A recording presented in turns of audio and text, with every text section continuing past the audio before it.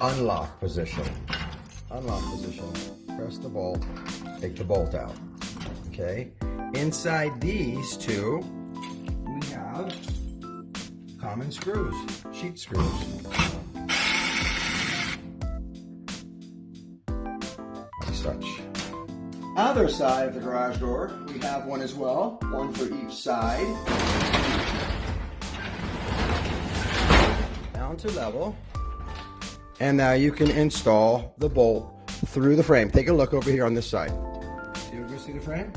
Now they have a finish cap that you can put on, and it will hide all your release button and your control buttons, your screws, your fasteners, and that's just going to lock in and lock down, just like that. Now once this is in place, it lets me lock it, leave it open and lock it, and then by doing so, it lets it fully travel through the rail. So watch it come up,